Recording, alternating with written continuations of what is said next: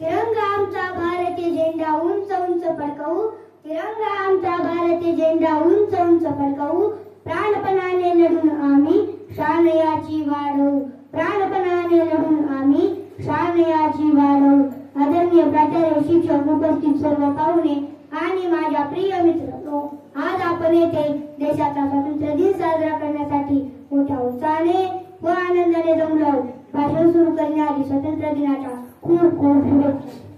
भारताला 15 ऑगस्ट 1947 रोजी ब्रिटिश राजवटीतून मुक्तता मिळाली।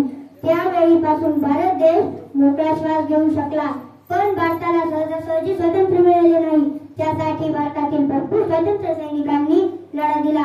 त्यामध्ये सुभाषचंद्र बोस, मंगल पांडे, भगतसिंग, राजगुरू, सुखदेव अशा अनेक स्वातंत्र्य सैनिकांनी लढा दिला। आपल्या प्राणाची पर्वा न करता देशाच्या स्वातंत्र्यासाठी लढा दिला आणि प्राणाची आहुती दिली। आपल्यावर या सर्व वीरांचे बलिदानाचे न मिटणारे ऋण आहे। जाता जाता एक शपथ घेऊ इच्छितो की भारताचे स्वातंत्र्य जसे आपल्या हाती मिळाले आहे तसे ते आपण टिकवले पाहिजे।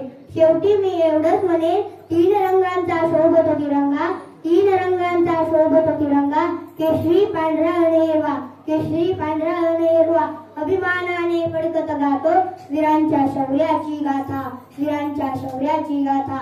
एवढे बोलून मी माझे भाषण संपवतो। जय हिंद, जय भारत, वंदे मातरम।